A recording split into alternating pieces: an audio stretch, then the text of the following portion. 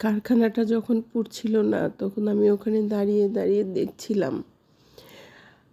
আমি সহ্য করতে পারছিলাম না। ওই দৃশ্যগুলো আমার কাছে না খুব ভয়ঙ্কর মনে হয়। আমি ওখানেই দাঁড়ানো ছিলাম আর প্রচণ্ড রকম ছটপট ছটপট করছিলাম, কান্নাকাটি করছিলাম। কারণ আমার কারখানাটা না পুড়ে ছাই হয়ে গেছে। এই জায়গাটা আমার অনেক স্বপ্নে লালন করা জায়গা। এই জায়গায় আসতে আমাকে অনেক কষ্ট করতে হয়েছে।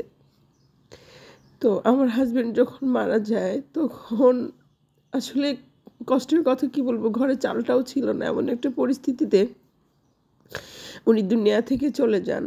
আর ওই জায়গা থেকে হয়তো সামান্য কিছু জিনিসপত্র যেটা সে লং টাইম ব্যবহার করছিল নষ্ট হয়ে গিয়েছিল, ওগুলো সব আমাকে নতুন করে ফেলে দিয়ে সব নতুন করে করতে হয়েছে।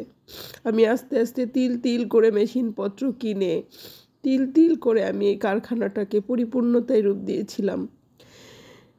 তো সেটা আমার জ্বলে ছাই হয়ে গেছে। আর এগুলো আসলে স্মৃতি। আমার কারখানা থেকে হাজারো প্রোডাক্ট বের হয়েছে আলহামদুলিল্লাহ। বিভিন্ন বড় বড় ব্র্যান্ডে আমার মাল ছোপাগুলো গিয়েছে।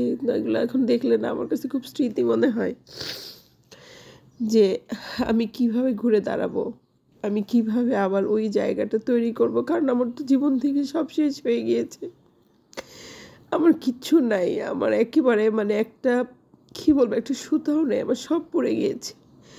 তো ওই জায়গা থেকে আমি কিভাবে ফিরবো আমি জানি না। আল্লাহ যা কিছুই করেন বান্দার মঙ্গলের জন্য করেন।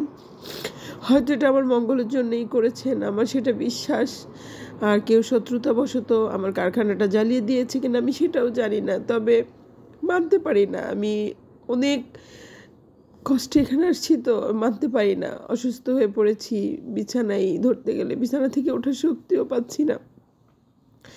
মনে হচ্ছে যে আমি কি করব, কিভাবে ঘুরে দাঁড়াবো, কিভাবে আবার ওই জায়গাটা তৈরি করব, বাচ্চাদেরকে নিয়ে আমি কিভাবে চলবো।